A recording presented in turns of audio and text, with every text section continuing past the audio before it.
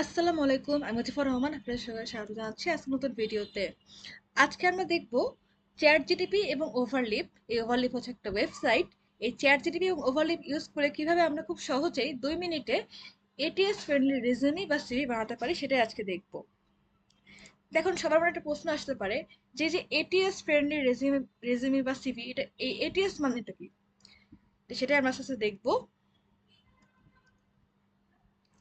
তো আজকের ভিডিওতে আমরা যেগুলো দেখবো সেগুলো হচ্ছে এটিএস ফ্রেন্ডলি সিভি কি, এটিএস ফ্রেন্ডলি সিভি কিভাবে বানাতে হয়, এবং পুরো প্রসিডিউরটা আমি খুব ভালোভাবে এক্সপ্লেন করবো। একটু মনোযোগ সহকারে দেখবেন। এবং সিভি তৈরির ক্ষেত্রে কোন কোন জিনিসগুলো মাথায় রাখতে হবে সেগুলো কিন্তু আজকের ভিডিওতে আমি আপনাদের সামনে শেয়ার করব। তো চলুন প্রথমে আসা যাক যে এই এটিএস মানেটা কি। এটিএসটা হচ্ছে অ্যাপ্লিক্যান্ট ট্র্যাকিং সিস্টেম।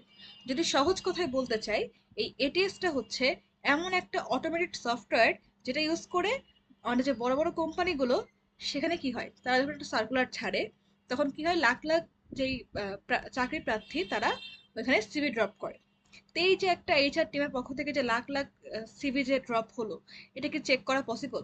পসিবল না, তাই না? সেই জন্য তারা এই অটোমেটেড সফটওয়্যারটা ইউজ করে, যার ফলে কি হয়, এই সফটওয়্যারটা, এই এটিএস সফটওয়্যারটা ওই যে সিভিগুলো ড্রপ করা হয়েছে সেই সিভিগুলোর সাথে আমাদের যে কোম্পানির যে সার্কুলার, সেখানে কোন কোন ক্রাইটেরিয়াগুলো ফুলফিল হচ্ছে বা কোন সিভিটা আমাদের জবের জন্য অ্যাপ্রোপ্রিয়েট, এই জিনিসটা খুঁজে বের করে। ঠিক আছে? তারপরে কি হয়, ওখান থেকে ধরেন 1 লাখের মধ্যে থেকে তারা 10,000 সিভি বাছাই করলো, এই এটিএস যে সিস্টেমটা সেটা। এরপর কি হবে, সে এটিএস যে সিস্টেমটা, সেই সিস্টেমটা ওই যে 10,000 সিভিকে তারা বাছাই করলো, সেটাকে সে এখন এইচআর টিমের কাছে পাঠাবে। এইচআর টিম তখন সেই সিভিগুলো দেখে আবার যাচাই বাছাই করে সে সিলেক্ট করতে পারবে তার কোম্পানির জন্য অ্যাপ্রোপ্রিয়েট যেই এমপ্লয়ি বা কর্মকর্তা, সেটাকে সে চুজ করতে পারবে খুব ইজিলি। এটাই হচ্ছে মেনলি এটিএস। তো অনেক ক্ষেত্রে কি হয় যে আপনার সিভি এটিএস ফ্রেন্ডলি না হলে আপনি যত দক্ষ হন না কেন, সফটওয়্যারটি আপনার সিভিকে স্ক্যান করতে পারবে না। তার ফলে কি হবে, আপনি দক্ষ হওয়া সত্ত্বেও বা আপনি ওই জবের জন্য পারফেক্ট হওয়া সত্ত্বেও কিন্তু আপনার জবটা হাতছাড়া হয়ে যেতে পারে। এখন কথা হচ্ছে যে আমরা যে ক্যানভা দিয়ে খুব ইজিলি মানে সিভি বানাতে পারি বা রেজিউমে বানাতে পারি, সেটা কি মানে ভালো না বা এটিএস ফ্রেন্ডলি হয় না? ক্যানভাতে বেশিরভাগ সিভির টেমপ্লেটই এটিএস ফ্রেন্ডলি না। কারণ কি? কারণটা হচ্ছে ক্যানভার যে ডিজাইন টেমপ্লেটগুলো আপনারা পাবেন সিভির, সেগুলো দেখবেন যে অনেক সুন্দর কালারফুল, ওখানে মাল্টিপল কলামস থাকে, মাল্টিপল আইকন থাকে, গ্রাফিক্স থাকে বা টেবিল থাকে। এই টাইপের জিনিসগুলো আমাদের যে এটিএস যে অটোমেটেড সিস্টেমটা, সেটা কিন্তু ঠিক মতন স্ক্যান করতে পারে না বা পড়তে পারে না। তার ফলে কি হয়, যে হতে পারে আপনার কোনো একটা গুরুত্বপূর্ণ পয়েন্ট, আপনি সেটাকে খুবই সুন্দর করে কালার দিয়ে হাইলাইট করেছেন বা কোনো আইকন দিয়ে বোল্ড করার চেষ্টা করেছেন, কিন্তু সেটা কি হচ্ছে, ওই যে অটোমেটিক সিস্টেমটা সেটা স্ক্যান করতে না পারার কারণে আপনার যেই আহ, মূল যে জিনিসটা আপনি বোঝাতে চেয়েছেন, সেটা কিন্তু ওই সফটওয়্যারটা বুঝতে পারলো না। তার ফলে কি হলো, সে মনে করলো যে আপনি ওই স্কিলটা আপনার নাই। বুঝতে পেরেছেন? তার মানে কি হচ্ছে, যে ক্যানভাতে যতই সুন্দর হোক না কেন, যতই কালারফুল হোক না কেন, যত পারফেক্ট হোক না কেন, সেটা কিন্তু এটিএস ফ্রেন্ডলি নাও হতে পারে। তো এখন এই ক্যানভার যেসব সমস্যার কারণে এটিএস রিজেক্ট করে, সেই সমস্যাগুলোর মধ্যে 4টা সমস্যা মানে প্রধান হয়ে থাকে। প্রথমটা হচ্ছে মাল্টি কলাম লেআউট। তো সেখানে কি দেখবেন, যে আপনি ক্যানভাতে যে সিভি টেমপ্লেটগুলো দেখবেন, সেগুলো ম্যাক্সিমামই মাল্টিপল কলামের লেআউটে থাকে, যেটা কিন্তু এটিএস যে সফটওয়্যারটা সেটা স্ক্যান করতে পারে না। এটিএস সবসময় সিঙ্গেল কলাম লেআউটকে স্ক্যান করতে পারে। ঠিক আছে? 2 নাম্বার পয়েন্টটা হচ্ছে গ্রাফিক্স বা প্রোগ্রেস বার ও আইকন।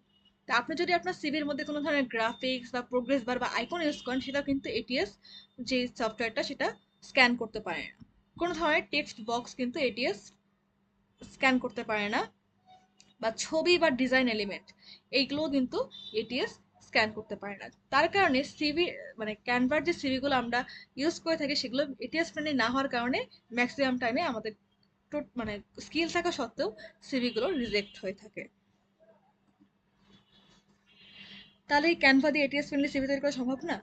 হ্যাঁ সম্ভব, তবে কিছু নিয়ম মানতে হবে। যেমন সিঙ্গেল কলাম বা সাধারণ টেমপ্লেট ইউজ করতে হবে, গ্রাফিক্স বাদ দিতে হবে, অতিরিক্ত কালার ইউজ করা যাবে না। তার কথা হচ্ছে তাহলে কোন কোন ক্রাইটেরিয়া মাথায় রেখে সিভি তৈরি করতে হবে সেটা আগে দেখে নিই চলেন। আচ্ছা, এটিএস ফ্রেন্ডলি সিভি তৈরির জন্য যে জিনিসগুলো মাথায় রাখতে হবে, আমি টোটাল 11টা জিনিস দেখাবো। এখন অনেকে কথা আসতে পারে, আর আপনি তো বললেন চ্যাট জিটিপি এবং ওভারলিপ দিয়ে সিভি তৈরি করা দেখাবেন, তাহলে এতগুলো কথা কেন বলতেছেন? এই কথাগুলো বলছি যাতে আপনি জিনিসটা বুঝতে ইজি হয় যে কেন আপনি এটিএস ফ্রেন্ডলি সিভি বানাবেন, কোন কোন জিনিসগুলো আপনাকে মাথায় রাখতে হবে। সাপোজ আপনাকে চ্যাট জিটিপি একটা কোড দিল, সেখান থেকে আপনি ওভারলিপে যে একটা সিভি বানালেন, কিন্তু সেটা এটিএস ফ্রেন্ডলি হলো না। তা আপনি কিভাবে বুঝবেন সেটা এটিএস ফ্রেন্ডলি হয়েছে কিনা? আপনাকে তো বুঝতে হবে যে এটিএস ফ্রেন্ডলি সিভিতে কি কোন কোন ক্রাইটেরিয়া থাকে। সেই জন্য মেনলি এতগুলো কথা বলা।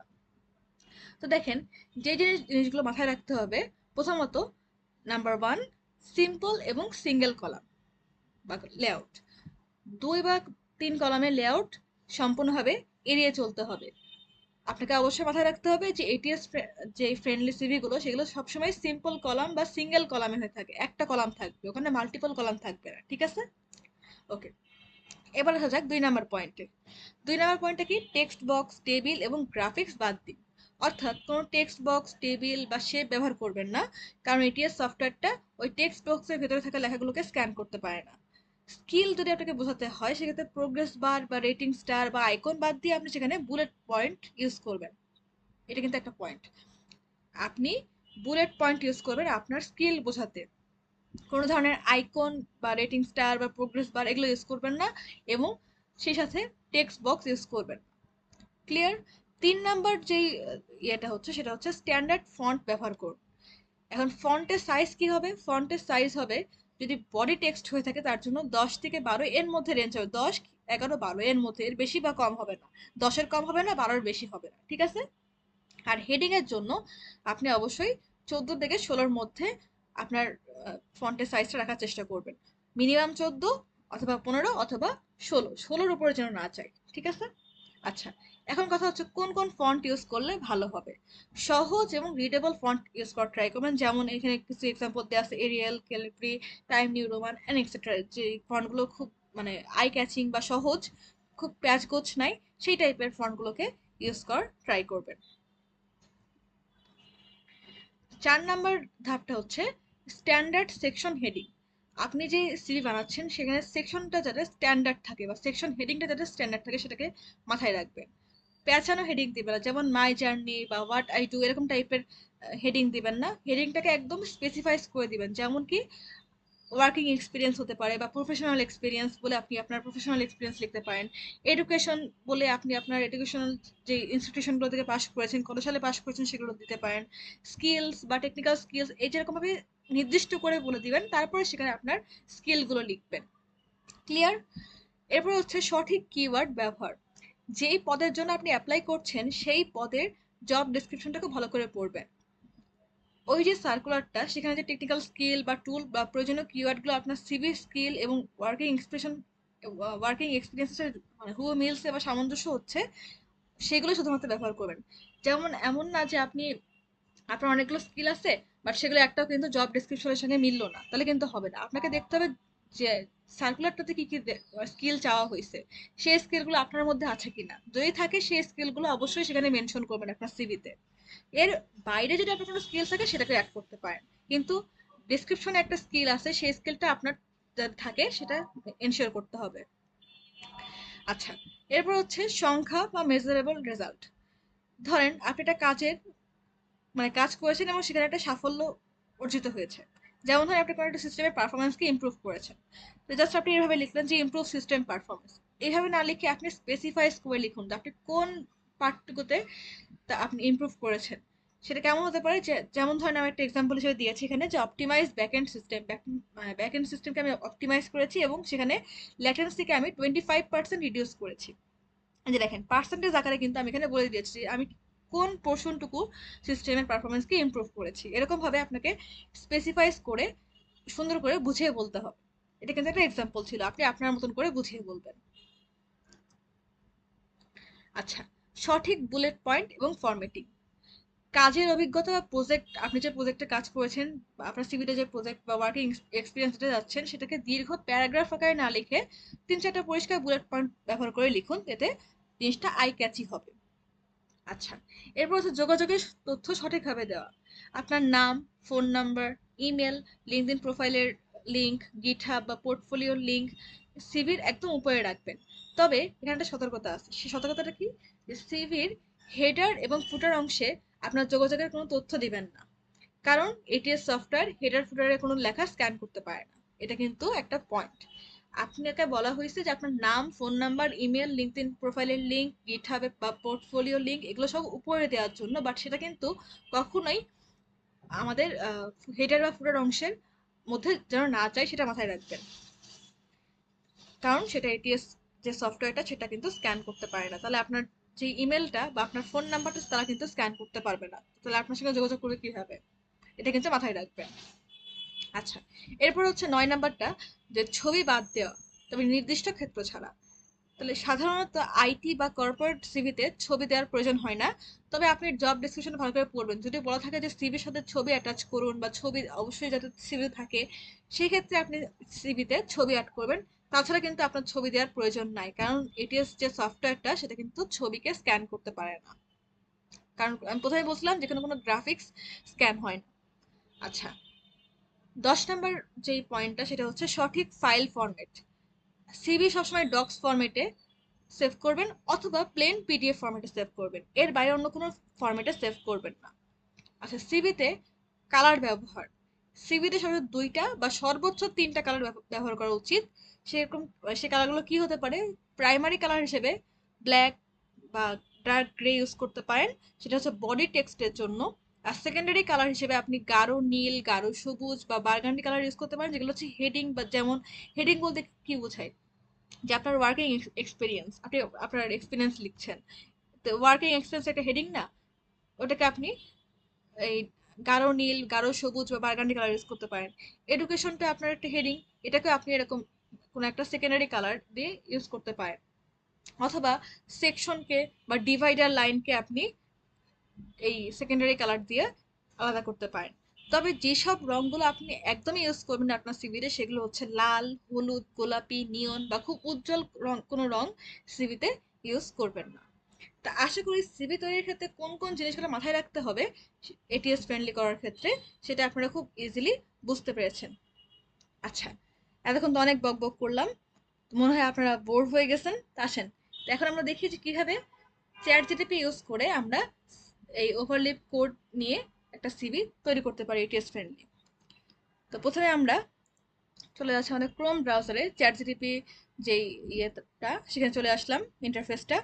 তো এখানে আমরা জাস্ট এই আহ, ইয়েটা করব, প্রম্পটটা কপি করব এবং এখানে এসে পেস্ট করে দেব। আচ্ছা, এখানে আরেকটা গুরুত্বপূর্ণ কথা একটু বলা হয়নি, সেটা হচ্ছে যে আপনাকে একটা ডক্স ফাইল ক্রিয়েট করতে হবে প্রথমে। সেই ডক্স ফাইলে কি থাকবে, আপনার নাম থাকবে, আপনি কোন সেক্টর থেকে কাজ করছেন, আপনার ডেজিগনেশন থাকবে একটা মেনলি, আপনার ইমেল থাকবে, ফোন নাম্বার থাকবে, লোকেশন থাকবে, লিঙ্কডইনের প্রোফাইলের লিঙ্ক থাকবে, গিটহাবের লিঙ্ক থাকবে, প্রফেশনাল পোর্টফোলিও থাকবে, আপনার কোন কোন কনসেপ্টগুলো জানা আছে সেগুলো থাকবে, টেকনিক্যাল স্কিল যেমন প্রোগ্রামিং স্কিল কোনগুলো, front end back end, database বা আপনার যে স্কিলগুলো আছে সেগুলো থাকবে আর কি। এরকমভাবে একটা ডক্স ফাইল ক্রিয়েট করে নেবেন। কেন ক্রিয়েট করবেন সেটা আমি পরে বলছি। আপনার প্রফেশনাল এক্সপিরিয়েন্স অ্যাড করবেন, আপনার প্রজেক্টের হাইলাইটসগুলো অ্যাড করবেন, অবশ্যই প্রজেক্টের নামটা একটু বোল্ড করে দেবে এবং আপনি কোন কোন টেকনোলজি ইউজ করেছেন একটু ডিটেলস দেওয়ার ট্রাই করবেন।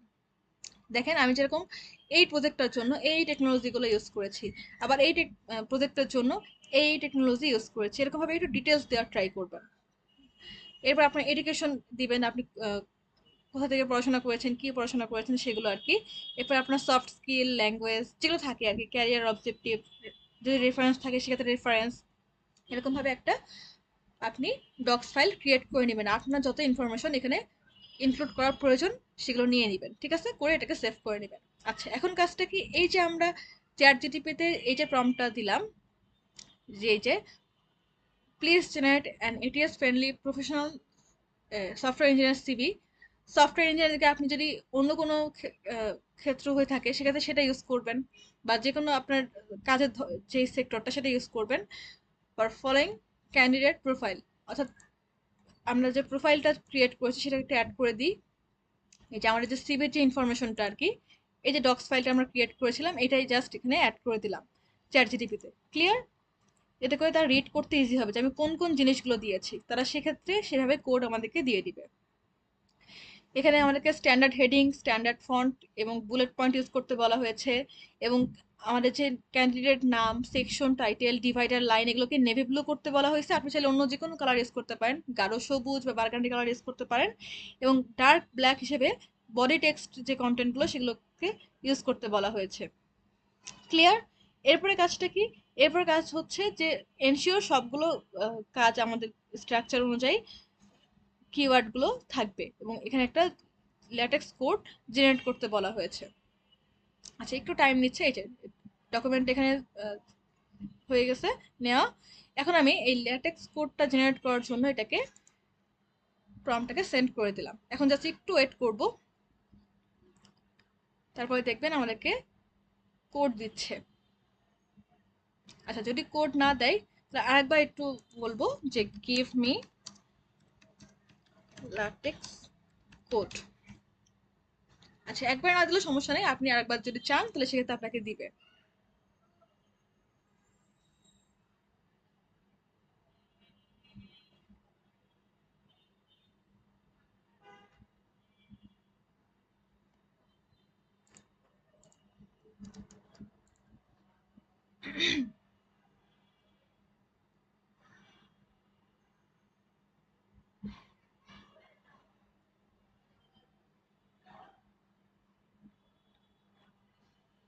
আচ্ছা, তাহলে আপনি এখানে কি করবেন? আপনি নতুন ট্যাবে আসবেন, এসে এখানে গুগল জেমিনিতে যাবেন।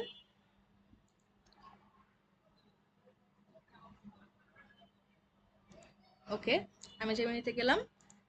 আমাদের যে লেখাটা ছিল সেটাকে পেস্ট করে দিলাম, এবং আমাদের যে ফাইলটা ছিল ফাইলটাকে আমি আপলোড করে দিচ্ছি। সেটা কোন ফাইল? আমাদের যে সিভি ইনফরমেশনটা সেটাকে দিয়ে দিলাম, যেটাকে আমরা ডক্স ফরম্যাটে নিয়েছিলাম এবং যেটার উপরে আমরা বেস করে সিভি বানাতে চাচ্ছি সেটা আর কি। এখানে আমরা বললাম জেনারেট লাটেক্স কোড। আচ্ছা, এখন যে কোড জেনারেট করবে একটু ওয়েট করতে হবে।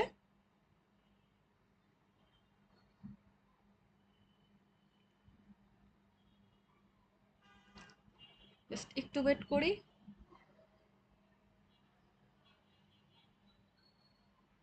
এই যে সে কিন্তু কোড জেনারেট করছে। এই যে কোড জেনারেট করা হয়ে গেছে। আমরা কি করবো, এটাকে কপি করব। কপি করে নতুন একটা ট্যাব নিব, নিয়ে এখানে সার্চ করব লাটেক্স। এই যে লাটেক্স ওভারলিপ, এটা দিয়ে সার্চ করব, দেন এন্টার প্রেস করব। এই যে প্রথম যে ওভারলিপের যে লিঙ্কটা আসবে overlip.com, এটাতে ক্লিক করব। আমার যদি লগ ইন করা আছে এখানে লগ ইন করা লাগলো না, আপনারা জাস্ট এখানে লগ ইন করে নেবেন আপনাদের ইমেল দিয়ে। এরপর এখান থেকে আপনারা নিউ প্রজেক্ট, এই যে নিউ প্রজেক্ট এখানে একটা ক্লিক করবেন, ব্ল্যাঙ্ক প্রজেক্ট চুজ করবেন। প্রজেক্টের নাম দিতে হবে, তো আমি এখানে সাপোজ নাম দিলাম রেজিউমি। ঠিক আছে, দেন এখানে দিলাম ক্রিয়েট। আচ্ছা, তো প্রথমে দেখবেন আপনাদের একটা এরকম ইনিশিয়াল কোড থাকবে, যেটাকে আপনারা কন্ট্রোল এ দিয়ে জাস্ট ডিলিট করে দেবেন। এবং এই যে লাটেক্স কোডটা আপনারা এখান থেকে পেয়েছেন এটাকে জাস্ট কপি করে আপনি যে এই মেন ডট টিএক্স এখানে পেস্ট করে দিবেন। কন্ট্রোল ভি দিয়ে আমি পেস্ট করে দিলাম। ক্লিয়ার? এখন জাস্ট এখান থেকে আমি জাস্ট এখানে রিকম্পাইল লেখাটাতে ক্লিক করব। দেখেন এখানে আমার নাম, আমার ডেজিগনেশন বা আমার আমি যেটা নিয়ে পড়াশোনা করেছি, তারপরে আমি কোথা থেকে, ঢাকা, বাংলাদেশ, ফোন নাম্বার, আমি ফোন নাম্বার দিইনি, আপনারা ফোন নাম্বার দিবেন। তারপরে email, LinkedIn profile, GitHub profile. এই যে দেখেন কত সুন্দর করে এটাকে কিন্তু আপনারা দেখেন, এটা বোল্ড আকারে আসছে, একটু নেভি ব্লু কালার আসছে, আমি যেভাবে বলেছিলাম সেভাবে আসছে। দেন দেখেন এখানে বুলেট পয়েন্ট আকারে আসছে। ক্লিয়ার? দেখেন এরকম ভাবে কিন্তু সুন্দর করে একটা সিভি ক্রিয়েট হয়ে গেছে জাস্ট এক ক্লিকে। এখন জাস্ট আপনারা কি করতে পারবেন, এখান থেকে ডাউনলোড করতে পারবেন। এই যে ডাউনলোড আইকনটা এখানে একটা ক্লিক করবেন এখান থেকে আপনার এটা ডাউনলোড হয়ে যাবে। এই যে দেখেন আপনার সিভিটা কিন্তু এখানে ডাউনলোড হয়ে গেছে। এখন যদি চান আপনি আপনার সিভিটাতে আরেকটু কিছু পরিবর্তন করবেন, সেটাও কিন্তু পসিবল। সেটা কিভাবে? আপনি যেখানে ডাউনলোড করেছেন, আমি ডাউনলোডে যাচ্ছি, এই যে রেজিউমে, এটা জাস্ট ওপেন উইথ এই যে ওয়ার্ড। আপনি ওয়ার্ড দিয়ে এই ওপেন করবেন, দেন এখানে এসে এনাবল এডিটিং এটাতে একটা ক্লিক করবেন। তাহলে আপনি এখান থেকে কিন্তু আপনার যেটা প্রয়োজন বা যেটা মনে হচ্ছে এটা এডিট করার প্রয়োজন বা আপনি চেঞ্জ করতে চাচ্ছেন, সেটাকে জাস্ট এডিট করে এটাকে আবার এই যে ফাইলে যেয়ে সেভ করতে পারবেন। বা আপনি যদি সেভ অ্যাজ দেন, সেক্ষেত্রে কিন্তু আপনি দিস পিসিতে যেয়ে এখান থেকে আপনার যে চেঞ্জ করাটা ছিল সেই চেঞ্জটাকে আপনারা কি করতে পারেন, সেভ করতে পারেন। এটাকে আপনারা ওয়ার্ড হিসেবেও সেভ করতে পারেন বা ডক্স ফাইল হিসেবে সেভ করতে পারেন বা পিডিএফ আকারেও কিন্তু সেভ করতে পারেন। তো আমি চাচ্ছি না কোনো চেঞ্জ করতে। আমার কাছে মনে হচ্ছে যে আমার যে সিভিটা বা রেজিউমিটা ক্রিয়েট হয়েছে সেটা অ্যাপ্রোপ্রিয়েট আছে, কোনো চেঞ্জ প্রয়োজন নাই। আপনার যদি মনে হয় প্রয়োজন আছে চেঞ্জ করা, সেক্ষেত্রে সেই জন্য আর কি দেখিয়ে দিলাম। তো দেখেন খুবই সহজে কিন্তু আপনি চ্যাট জিটিপি বা জেমিনি যেটাই বলেন না কেন ইউজ করে আপনার যে সিভি বা রেজিউমি সেটা ক্রিয়েট করতে পারবেন।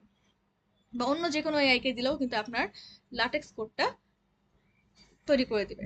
জাস্ট আপনাকে বলতে হবে যে আপনার এই মানে আপনার সব ডিটেলস দেওয়া লাগবে আর কি, যে আপনার স্কিল কোন কোনগুলো আছে, আপনার এক্সপিরিয়েন্স কি, আপনি কোন কোন প্রজেক্ট নিয়ে কাজ করছেন, আপনার নাম, ডেজিগনেশন, আপনি কোন কোন বিষয়ে পড়াশোনা করেছেন, তারপরে আপনার ডিটেলস আর কি, সফট স্কিল, ল্যাঙ্গুয়েজ কোনগুলো, ক্যারিয়ার অবজেক্টিভ, এগুলো সব দিবেন।